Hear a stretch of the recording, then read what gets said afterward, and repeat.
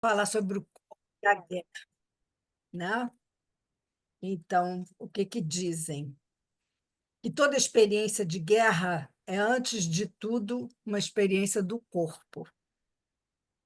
Na guerra, são os corpos que infligem a violência, mas também são os corpos que sofrem a violência. Na primeira metade do século XX, poucos ocidentais puderam, de todo, subtrair seu corpo à experiência de guerra. Por conta das duas grandes guerras, que foram conflitos mundiais, o combate assumiu o sentido de uma obrigação generalizada. De 1914 a 1918, 70 milhões de ocidentais foram convocados às armas. Anos depois, na Segunda Guerra, 87 milhões envergaram um uniforme em conflito de grande duração. A prova física da guerra constituiu uma espécie de norma social para uma grande parcela do mundo ocidental entre 1914 e 1945. Mas não só os corpos dos combatentes sofreram efeitos da guerra. Os corpos dos civis não foram poupados também às restrições das mobilizações econômicas, sociais, às quais as mulheres, de modo particular, pagaram pesado tributo. Alvos indiretos, através do esgotamento dos corpos, mediante as privações materiais, alimentares em particular, ou ainda pelos longos deslocamentos ligados aos êxodos em massa e aos deslocamentos forçados.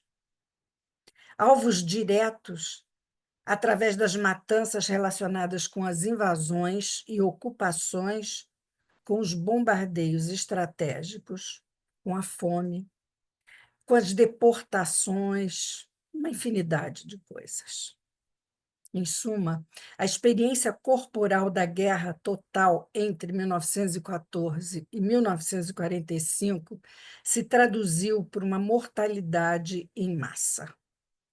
8,5 milhões de ocidentais morreram durante a Primeira Guerra, quase exclusivamente de combatentes, enquanto na Segunda Guerra foram mortos de 16 a 17 milhões de combatentes ocidentais, mais 22 milhões de civis na Europa Central, Balcânica e Oriental. E a isso se somou uma enorme sobremortalidade indireta. Já a segunda metade do século XX, a experiência de guerra se torna nitidamente mais limitada socialmente. 1,2 milhão de franceses lutando na Argélia, 1,5 milhão de americanos na Guerra da Coreia e 3,4 milhão de americanos no Vietnã. A experiência corporal do combate foi aos poucos se distanciando das sociedades ocidentais. Embora a ameaça do terrorismo estivesse se difundindo, parecia que a possibilidade do atentado corporal induzida pela guerra, como combatente ou civil, teria escapado dos horizontes de nossa expectativa. O corpo em pé. O soldado do princípio do século combate com o corpo ereto. Ele encara o perigo em pé, ou mais rigorosamente ajoelhado. Essa postura lhe é ditada pela sua arma, o fuzil de pólvora. Um soldado muito experiente pode recarregar uma arma 1, 2 vezes por minuto, operação que se efetua em pé. E é, portanto, também de pé que o atirador descarrega sua arma, e de pé que a carrega com a baioneta contra o muro de balas que lhe é oposto. A posição vertical do soldado é não apenas imposta pelas condições tecnológicas do combate, mas altamente valorizadora aos olhos dos próprios combatentes. Todo um ethos da batalha estigmatiza os comportamentos corporais. Instintivos consistem em enfiar a cabeça nas espadas e abaixá-la sob o fogo. Fica-se visível, não o contrário. A estética do uniforme ligava o exercício da violência de combate à beleza de uma roupa militar que atingira o apogeu sob as guerras napoleônicas. A cor viva dos tecidos tem como função não só representar um sinal de reconhecimento nos campos de batalha, envoltos na fumaça que se desprende da combustão da pólvora negra. O homem é animado pela necessidade de parecer grande, de levantar a fronte, como diz Bachelard. O treinamento duríssimo a que eram submetidos, uma aprendizagem interminável da postura corporal ereta, através das posições regulamentares, a rigidez imóvel da posição de sentido, os gestos de apresentação das armas, tudo era pregnante, visto ser o corpo considerado espelho da alma da tropa. Imobilidade e rigidez como sinais de autocontrole e da impassibilidade que poderiam ser-lhes solicitadas no combate.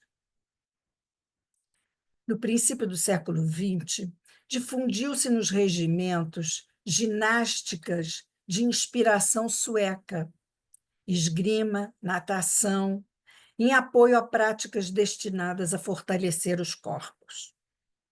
A marcha continuava sendo um aspecto central da formação física para a guerra.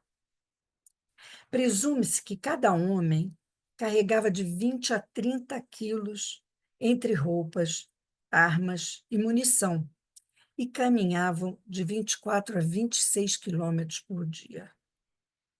No entanto, não podemos deixar de marcar a questão somática que se dava, mesmo nos mais bem treinados e musculosos, ao se darem conta que estavam no campo de guerra. O final do século XIX e princípio do XX, principalmente durante a Primeira Guerra Mundial, é que a técnica corporal vai se transformar um pouco. Em face de uma periculosidade sem precedentes do campo de batalha, as exigências da proteção individual obrigam o soldado a se agachar mais ou, para maior segurança, às vezes, ficar deitado. A evolução tecnológica força a ocorrência dessa evolução. O fuzil de repetição e depois o poder de fogo da artilharia se multiplicou por 10 desde o começo do século. As perdas em combate se registram em níveis sem precedente histórico. Por volta de 1930, Walter Benjamin exprimiu perfeitamente a mutação do combate que ocorrera no princípio do século. Uma geração que fora para a escola de bonde, atração animal, se achava sem abrigo em uma paisagem em que nada era reconhecível, exceto as nuvens, e no meio, em um campo de forças atravessado por tensões e explosões destruidoras, o minúsculo e frágil corpo humano. A nova periculosidade dos campos de batalha impõe ao soldado tentar proteger o corpo agachando-se para se deslocar em toda a área exposta, rastejar, deitar-se assim que ficava debaixo do fogo. Vê-se nitidamente em fotos obtidas de correspondentes que os soldados protegem a cabeça. Com as mãos, alguns apertam o capacete contra o crânio, enquanto envolvem a nuca com o antebraço ou uma das mãos. durante os bombardeios, o terror provocado pela intensidade do bombardeio, a perda de controle dos esfíncteres e das funções mais elementares é coisa comum. Outra evolução ocorrida foi com os trajes de combate.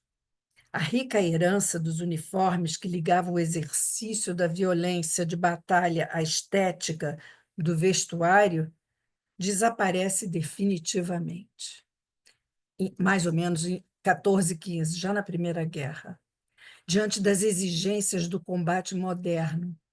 Este impõe a invisibilidade. Os corpos estão esgotados, feridos, humilhados. Estamos no século XX e as batalhas da Primeira Guerra travadas em campo raso, aplicando todas as técnicas resgatadas e modernizadas da guerra de sítio tradicional. Linhas de trincheiras, minas cavadas, granada, artilharia, etc. E as batalhas duravam de 5 a 10 meses. Não havia guerra relâmpago, deixando para acontecer mais para o final da Segunda Guerra. O esgotamento físico dos combatentes era inenarrável, e soldados, de plena posse de seus recursos, caíam mortos, de repente, sem ferida alguma, sem sinais precursores. A duração do estresse, reação ao mesmo tempo física, fisiológica e psicológica, que tem por fim mobilizar todas as capacidades de um indivíduo em situação de perigo vital, mas que, prolongada, além das possibilidades humanas, provoca um esgotamento irrecuperável. Mas não há somente o combate. As marchas cansativas, ainda pelo... Gente, não enxergo direito. Pelo peso do armamento e da mochila.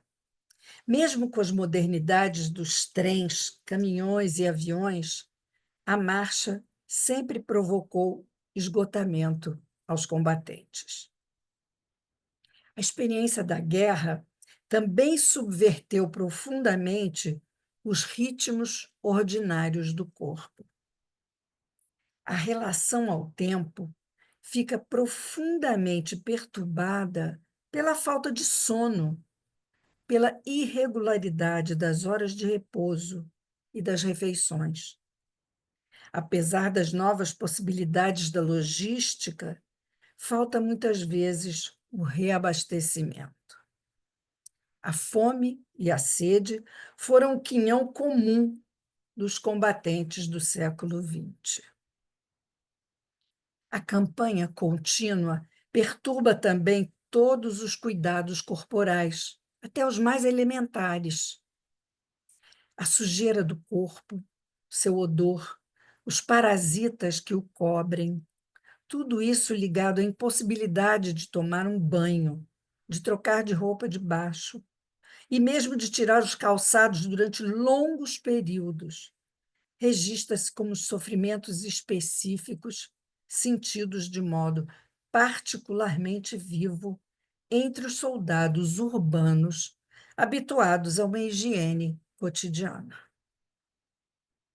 Com as armas modernas, as mutilações ficaram mais sérias e mais profundas. Chegaram a atingir uma escala anônima, quando você não sabe quem você mata, nem quem mata você. Os novos tipos de armas, como as minas, capazes de matar e mutilar sem nenhuma presença inimiga, assim como os bombardeios, vindos dos céus, as granadas, etc. Dado interessante: o maior número de mutilações se dá nos braços ou nas pernas. E aí vocês vão perguntar por quê. Não porque eles são mais resistentes, mas porque os ferimentos na cabeça e no tórax são muito mais letais, provocando a morte imediata. Foram os conflitos modernos que, ao mesmo tempo, aumentaram consideravelmente o número de feridos psíquicos e forçaram os serviços de saúde das Forças Armadas a levarem em conta o seu caso e a aplicar medidas terapêuticas.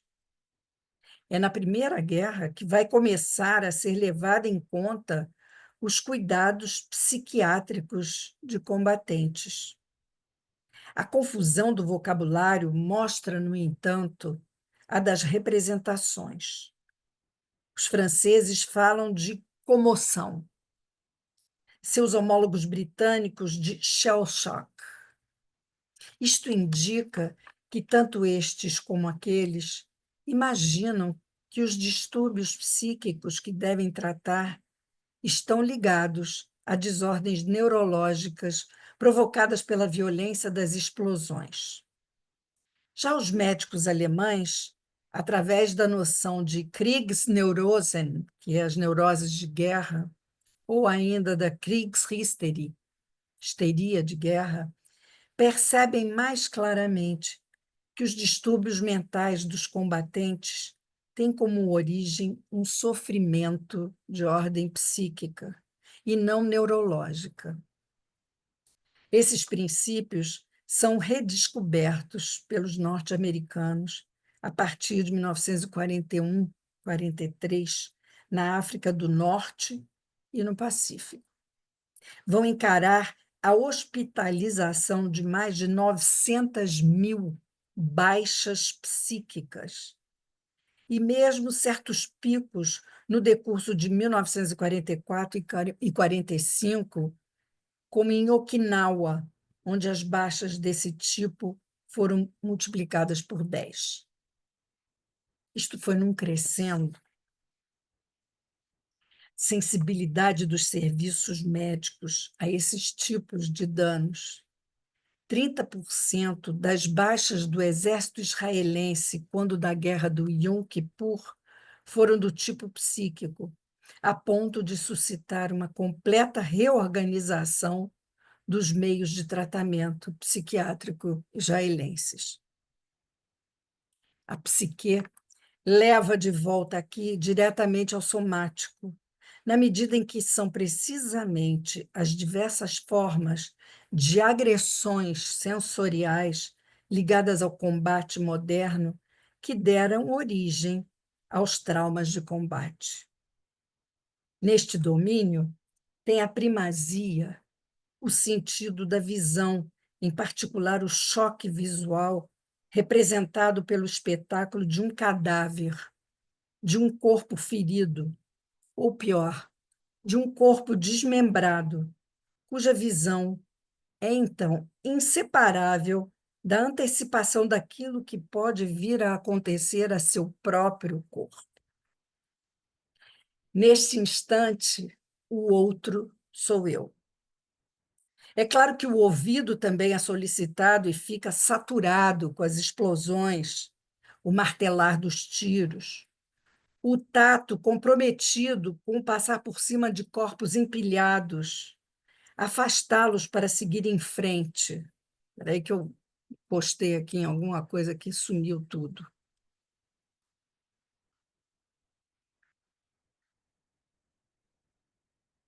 O tato comprometido com passar por cima de corpos empilhados, afastá-los para seguir em frente. O olfato pelo atroz odor da putrefação dos cadáveres a se decompor. Os americanos chamaram de PTSD, Post-Traumatic Stress Disorder, os franceses de trauma, para os espetáculos que arrombam a psique dos combatentes, e os ingleses de neuroses traumáticas. Tudo acontece como se as formas do combate no século XX houvessem ultrapassado as capacidades psíquicas de adaptação e de resistência dos soldados encarregados de executá-la. Então, a gente pode ver que esse traumático que envolve a integridade física, a mobilidade do ser humano, e que essa é uma situação que causa um impacto negativo e intenso em uma pessoa, ultrapassando a sua capacidade de lidar com a situação. Supera a capacidade do humano. É algo que afeta o corpo da pessoa, mas principalmente a mente, transtornando-a, causando prejuízo físico, mental. Para a psicanálise, o trauma é a marca do sujeito consexual. Sendo assim, vivências traumáticas estão na base da formação do sintoma, que reúne efeitos positivos e negativos. Lacan diz que o trauma é a entrada do sujeito no mundo simbólico, e não um acidente.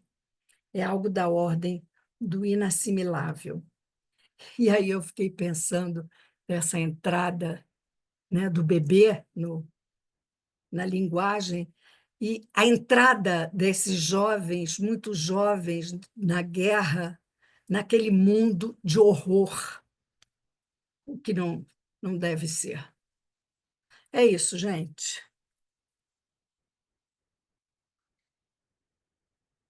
Eu estou com horror, né? Tô há 2 anos que eu falo do horror.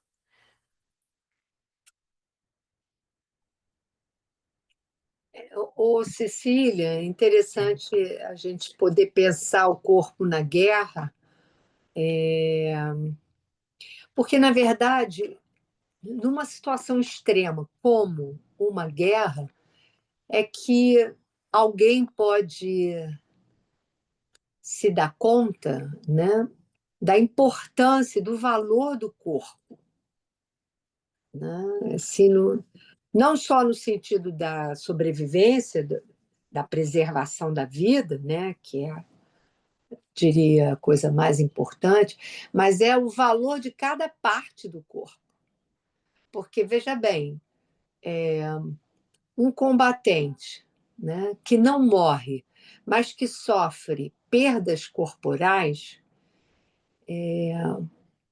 de alguma maneira, ele vai ter que ressignificar esse corpo, O né? resto da vida. Ele vai ter que se adaptar a uma condição que não é a condição original dele. Uhum.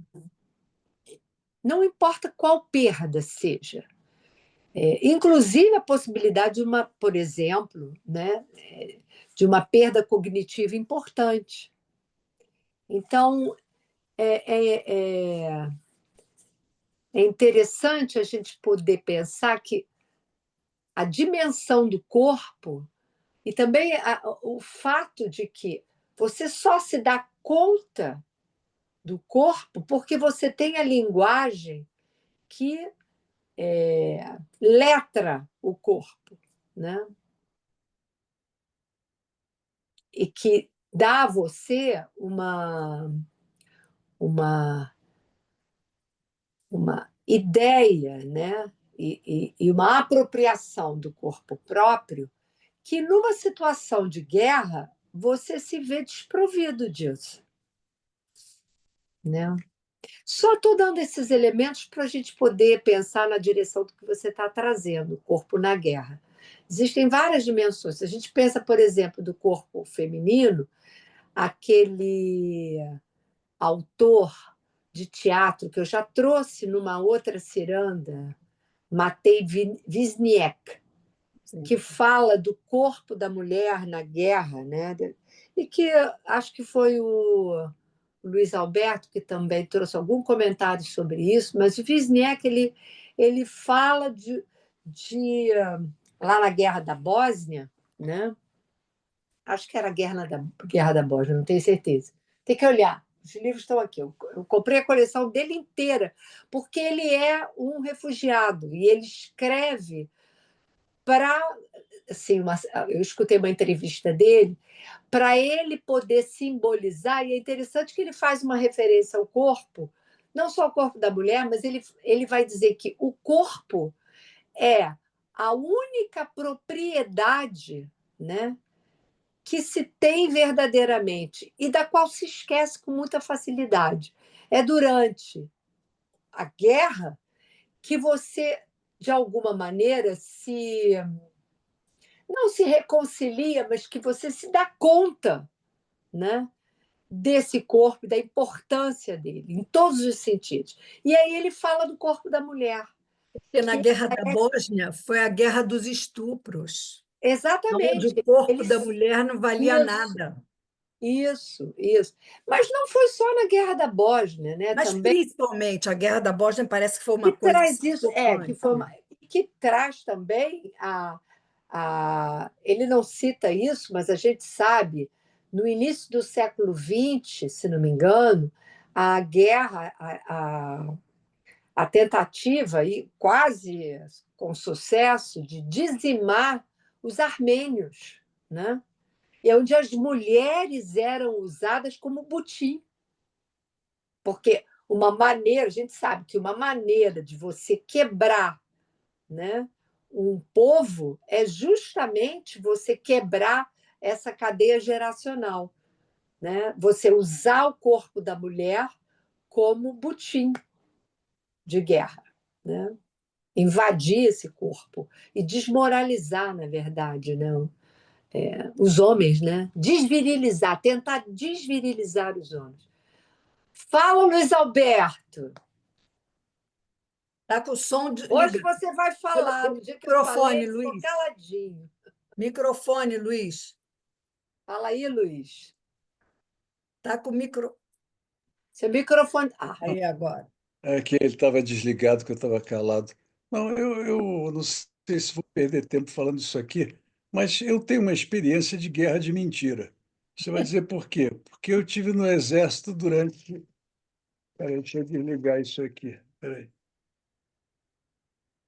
Eu tive no exército durante 2 anos e meio, mais ou menos, porque no meu tempo, ou você servia como soldado na tropa, ou você tinha que ir para aquela escola, que era o CPOR, para ser oficial da reserva.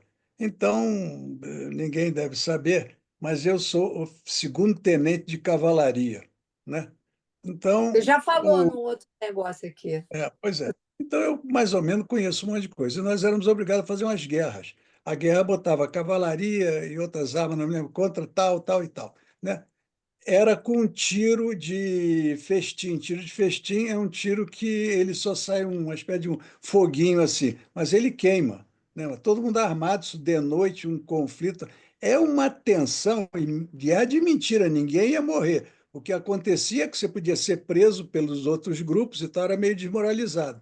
Mas era uma tensão, e eu dizia nessa época, caramba, isso aqui já é um estresse total. Tu imagina de verdade como é que deve ser, né? Isso aqui, eu estou contando isso, né? Até porque eu era cavalaria, então ainda tinha que tomar conta do cavalo. Você vai fazer um ataque e tal, tem cavalo junto, tem uma confusão federal, né? Bom, mas aí então, aí só para situar a minha experiência e comentar com vocês algumas coisas. Vejam só, tem algumas coisas que são interessantes, né? Já que ela puxou aí, guerra, né? Essa guerra em pé de napoleônica, né? Você deve ver que tinha uma coisa, ela disse, soldado em pé, era infantaria, mas a cavalaria que tomava conta da situação, porque era uma arma de contundência, uma arma de reconhecimento, como é originalmente, mas é uma arma de combate também. Então você vê, quem já andou lá para os Anvalide e tal, você vê como é que era toda aquela montagem daquele pessoal. Era um dos mais bonitos, lindos e etc., né?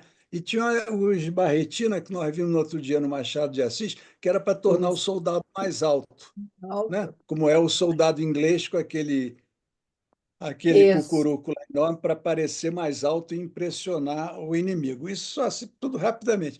A Primeira Guerra é uma guerra terrível, porque é uma guerra de trincheira. A guerra de trincheira, o que que acontece? Ela provoca muita doença, né? Porque você fica confinado ali, bomba por cima, papapá, e chove, enche a trincheira, né? Então começa a dar tudo que é tipo de problema, qualquer ferimento, ele vai provocar infecção. Então, a mortalidade na Primeira Guerra ela é muito maior do que na Segunda Guerra, né? Verdade. A Segunda Guerra e depois fazer o comentário da Guerra do Vietnã, a Segunda Guerra já tem mais auxílio médico, já tem mais material para dar suporte a feridos, etc.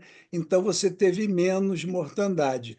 E você vai ver, na Guerra do Vietnã, né, como é que, né, haviam deficientes físicos originários da Guerra do Vietnã, porque tinha atendimento mais rápido, tinha penicilina. E outro detalhe, né? Foi uma guerra que mostrou, até lá nos Estados Unidos, aquela quantidade de ex-combatentes do Vietnã que matava, subia num edifício, dava uma metralhada para baixo, entrava num bar, matava meia dúzia. Questões Vários psíquicas.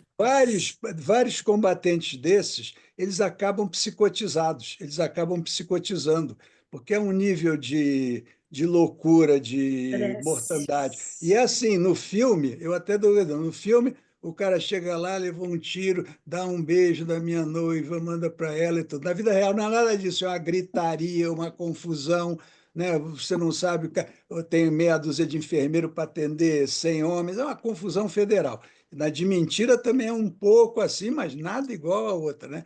Mas tem um que eu até trouxe aqui, porque eu imaginei que a Cecília não ia falar, né?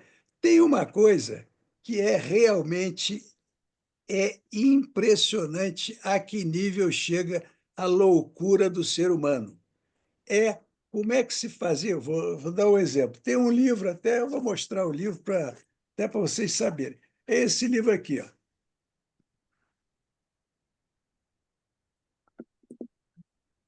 Crer e Destruir. Isso aqui é contando vários episódios da guerra da parte dos alemães na União Soviética, né? Aquela barbaridade toda que se fazia para eliminar o maior número de judeus possíveis. Então, eu vou só aqui ler assim rapidamente, só para mostrar a vocês como é que a coisa é muito pior. Dizia aqui o sujeito assim, veja só, né? O assassinato, agora veja você, de crianças e bebês parece claramente inscrever-se como uma transgressão que não os deixou ilesos.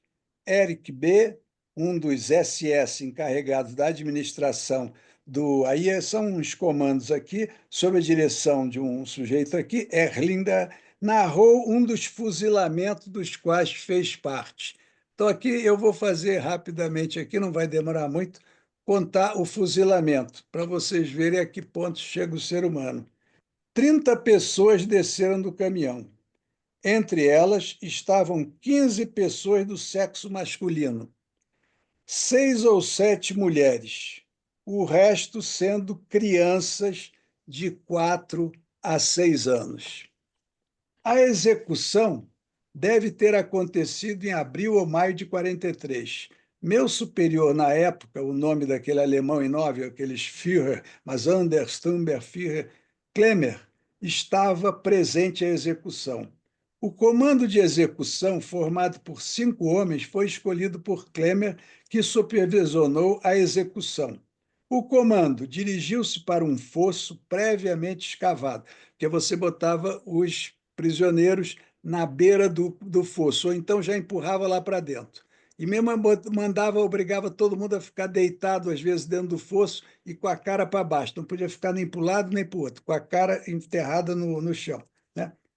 O fuzilamento se deu sem organização especial.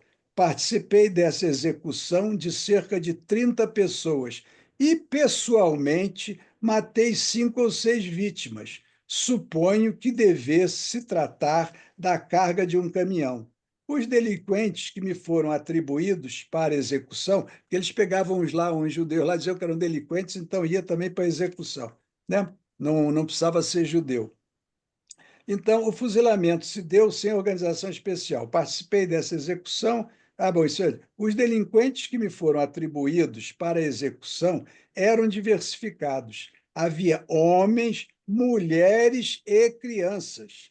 Após a execução, na qual matei 2 crianças e talvez 2 mulheres, somos substituídos por outros membros do comando. Após a execução, Klemmer conversou comigo.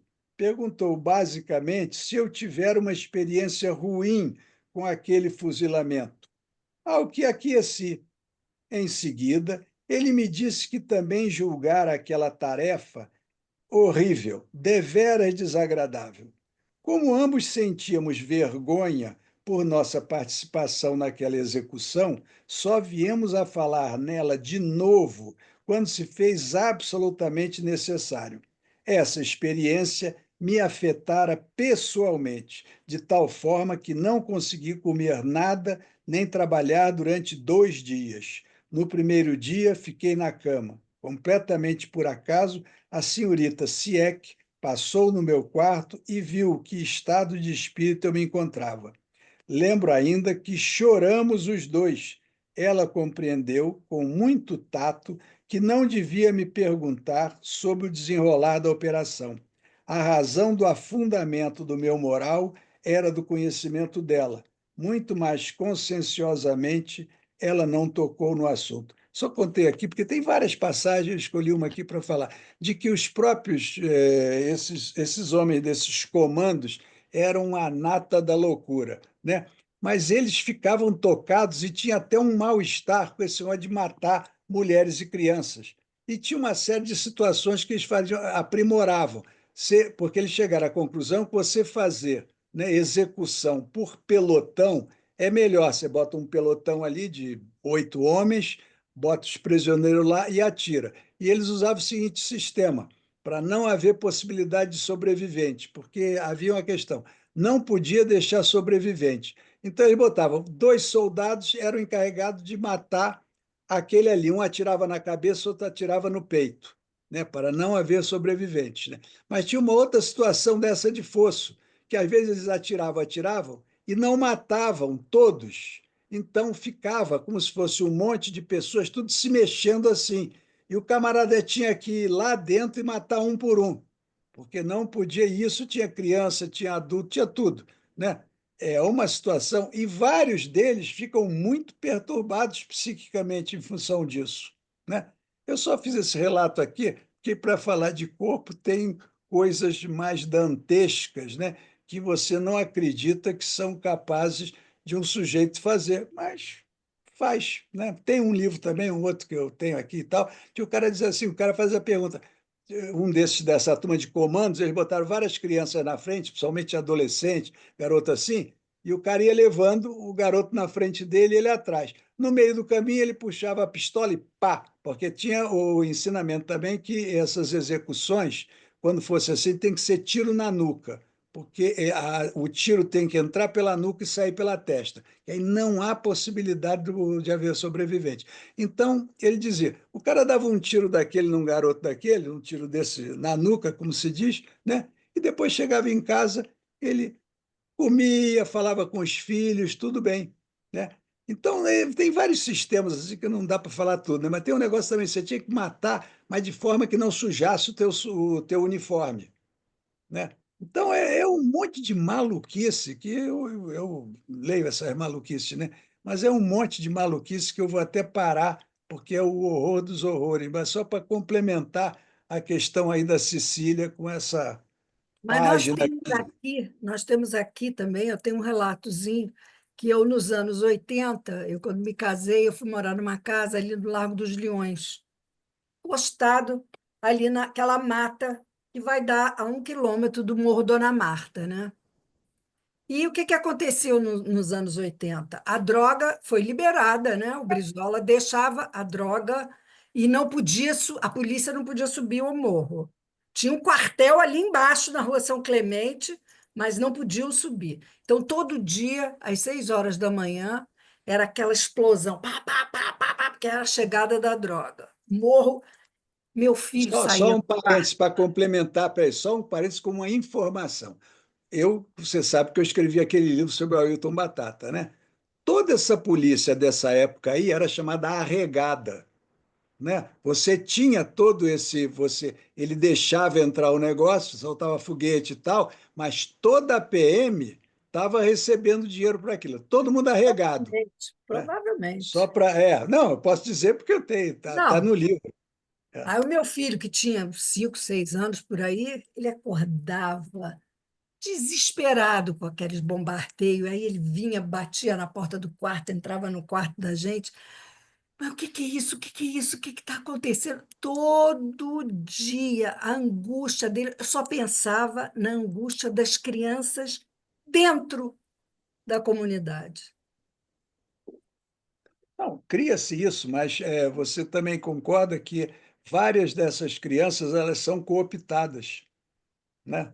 Mas eu estou te falando da criança pequena, que Ah, bom, isso cresce sem dúvida. ouvindo aquele bombardeio, aquela explosão, no dia seguinte fica sabendo que fulano morreu, quando vai sair para ir para o colégio, não E, sei o que, ô, passa Cecília, por hoje cima. está muito pior. Hoje está pior Acredito, ainda. acredito, mas Posso isso é o que eu falar passei. que os meus alunos não podem sair de casa vários dias por causa disso, né? Ou quando saem, saem vendo corpos depois de uma operação. Isso aí, assim, não é que seja normalizado, eles ainda se horrorizam, têm medos muitos, mas assim, é a realidade deles, né? E eles elaboram isso da maneira deles, não. Eu não vejo crianças assim traumatizadas e olha que eu tô no município já tem desde 2011 e já foram várias comunidades, já tive aluno da comunidade da Providência.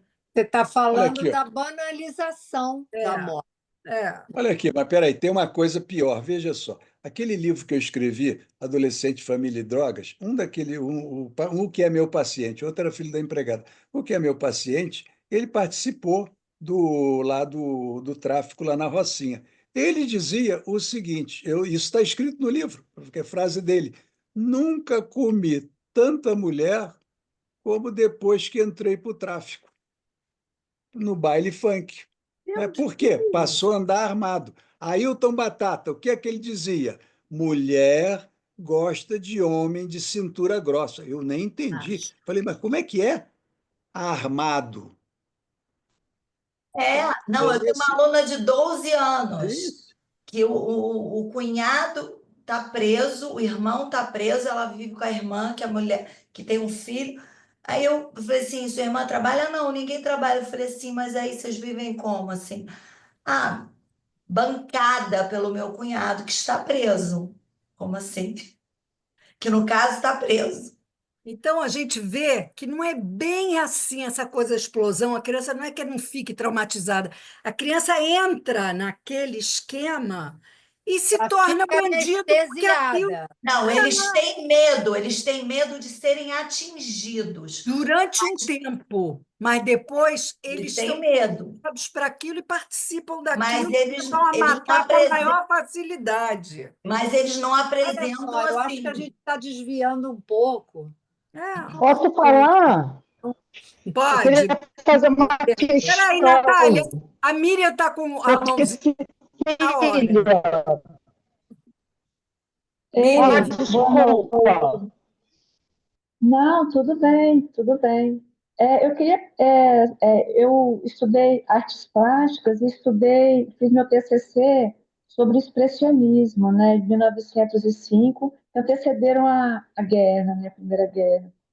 Uma coisa que eu queria comentar ou perguntar é assim, muitos artistas expressionistas que eles tinham uma visão assim de ir contra o sistema, né? E de alguma maneira de ser livre em todos os sentidos, né? E muitos deles, é impressionante, se alistaram na Primeira Guerra, né? E morreram. Então, como que fica isso também, né? É isso. e uns que sobreviveram conseguiram mostrar de forma bastante clara os horrores da guerra. O Primo Levi não escreveu É Isso um Homem e Outros, né? Por quê? Porque ele teve aquela Conviveu. vantagem por ser É. químico e tal, mas ficou num campo de concentração. Fala, Eu mesmo Natália. aqui já mostrei todas aquelas torturas especialíssimas de campo de concentração, aquele fechar o cara, fazer furinho para ele demorar a morrer dentro de uma caixa de concreto menor do que ele. O ser humano é muito criativo nisso. Fala, Natália. Cecília, É, eu ouvindo o seu trabalho, e agora com essa fala do Luiz, né, de que mulher gosta de homem armado, gosta de homem de. Determinada mulher, não é a mulher agora. Sim, sim. Porque A senão. mulher gosta de homem de cintura grossa, né? A partir disso que o Luiz Alberto falou, mas antes, no seu trabalho, bem no início, você fala do corpo ereto, né?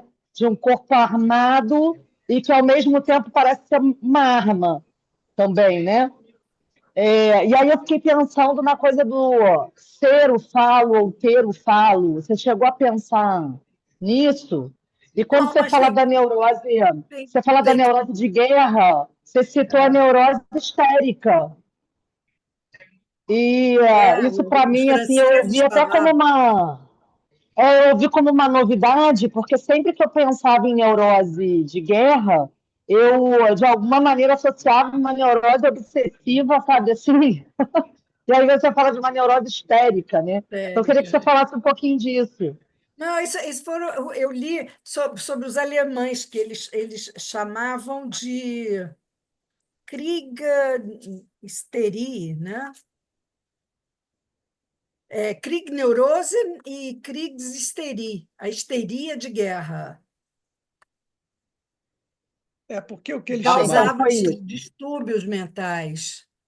o que eles chamavam de Aham. histeria era aquela coisa que eu já conheci também, era aquele sujeito que se tocasse bombinha de São João, ele ficava apavorado, começava a querer correr, entendeu? Se movimentava, entrava, vamos dizer assim, num circuito, Uma né? paranoia. Transferia para um estado de guerra, né? Entendi. Isso aqui se Sim, chamava nesse sentido, sim. a esteira puxada por essa movimentação que fazia. Eu vi uma vez um sujeito que passou por um episódio desse e ele ficou alucinado. Ele corria de um lado para o outro, tapava os ouvidos. Mas E tem uma Cília, coisa interessante, só um minutinho, uma coisa interessante, porque parece que algumas pessoas, a partir até do que o Luiz falou, né, mulher gosta de homem armado, claro que algumas, mas essa figura, né, de um corpo armado, ou de que é a própria arma, parece que muitas pessoas se identificam mesmo a isso, né? Tem uma admiração a isso. A gente está falando de um Essa certo horror para imponência, alguns, né? né? É um Essa poder, imponência, né? esse poder. É, é. Poder é o Imaginariamente maior. parece que eles têm, né? Eles têm o Isso, falo, eles são o falo, né? É porque isso, o poder é o maior atrativo que existe, né? O sem poder dúvida. é o maior afrodisíaco. Há um filme, Inebria. eu não sei mais onde é que ele anda, mas há o filme de uma moça muito bonita até, que ela conta a história no filme, como é que ela se apaixonou por um sujeito que era um bonitão lá e que ele era o chefe da droga lá, da boca lá, né? Ela dizia que ela ficou encantada com ele. Ele chegou no bar da comunidade lá. O gerente do bar veio falar com ele. Eu não queria que ele pagasse. Pô, pô, pô. Ela ficou impressionada. E o cara era muito bonito e tal, não sei o quê. Ele era muito respeitado na comunidade. Aí um dia ele soube que ela tinha comentado isso, aí ele chamou ela para conversar, ela ficou apaixonada por ele. Tão apaixonada que eles sofreram os dois um ataque de polícia num determinado lugar que estava, não me lembro mais qual é, tiroteio para tudo que ela levou 2 tiros aqui no abdômen, e tal, aqui meio lateralmente, né? Então ela tinha a marca dos 2 tiros ali, ficou presa também, ele cumprindo pena lá na parte dos homens, ela cumprindo no presídio feminino, né? Ficou assim, mas ela dizia, ela explicava, né? Assim, com a linguagem leiga, mas ela explicava a paixão que ela tinha pelo poder que ele tinha frente às outras pessoas lá da comunidade, que era um morro, né? Eu não me lembro mais também qual era. Esse assunto, por causa do Ailton Batata e desses meus pacientes aí, eu me meti muito nesse assunto aí. Hoje em dia eu estou um pouco afastado, né? Mas nesse negócio todo de guerra, tem um camarada que escreveu um livro muito bom também, como é que se cooptava esses rapazes, às vezes, 13, 14, 15 anos para a boca. Né? Esse meu paciente mesmo que está escrito no livro, ele era indolador. Era 2 colherzinhas de fermento royal e uma de cocaína. E aí você fazia lá um sacolézinho e vendia. Depois começou o negócio dos pinos e tal, mas anteriormente era assim. E o Ailton Batata começou assim, vendendo maconha como garoto, 10, 12 anos, já fazia, vendia, e foi assim o processo dele, né? Que eu digo até que o sujeito falando, ele até melhora, né? Porque depois no pós-fácil do livro, eu até conto que o fato de eu ter entrevistado ele durante mais de ano, eu e a Alba Zaluar, ele mudou até um pouco a posição dele, só falando, né? Porque eu não fazia interpretação nenhuma, só perguntava coisas, né? Mas ele falava, pá, pá, pá, pá. Eu não posso mais dizer em público, né? Ele foi condenado por 2 assassinatos e um constrangimento de testemunha, mas em público eu não posso dizer. Posso dizer que não é bem só isso. Só isso, É, não é só isso. eu já contei uma experiência muito boa, diziam que ele ia me matar, eu e a Alba e tal, como é que você é maluco e tal. Fala, Tereza. Então, eu queria retomar, né, o início do que você trouxe sobre a questão da guerra, porque além dessas realidades que a gente está conversando aqui, que o Luiz está trazendo com esses exemplos, enfim, os comentários e tal, eu acho que a gente pode explorar, Cecília, um pouco mais a ideia, né, desse corpo na guerra, também numa representação da pátria.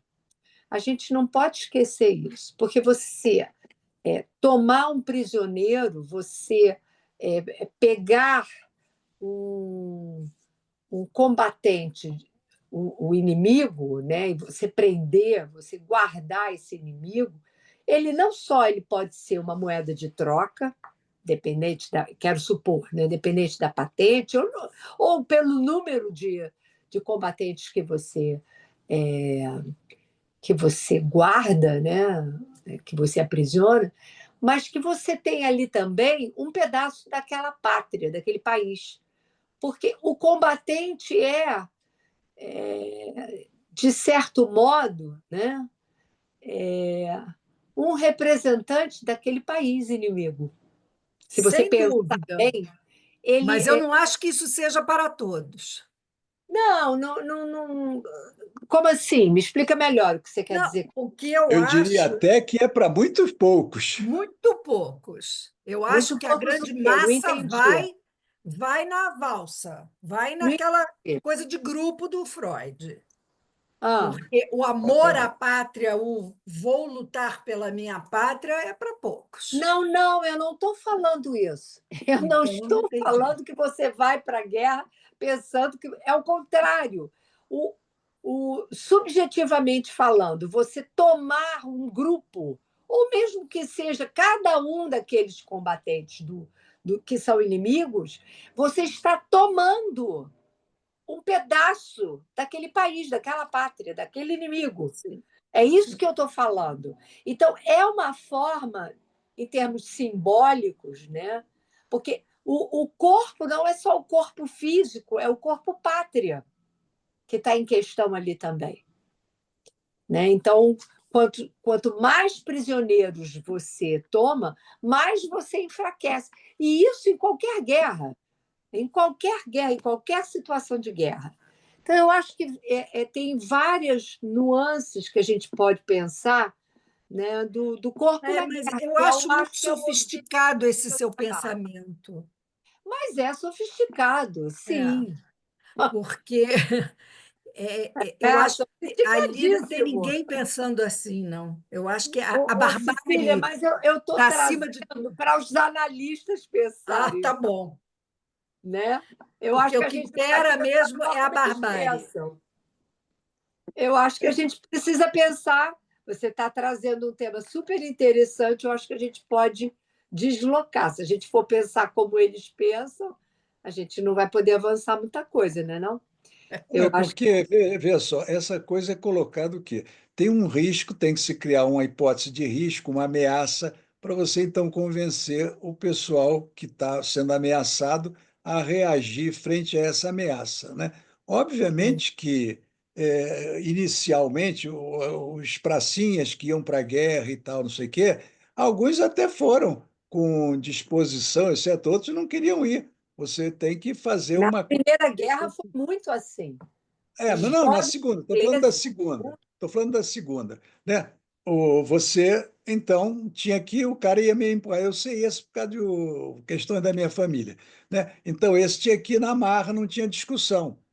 Mas o que acontece é que depois de 2 ou 3 combates, você já acha que aquilo está, é um entendeu? horror. Uma loucura. E aí o cara começa a ficar completamente indisposto com a coisa.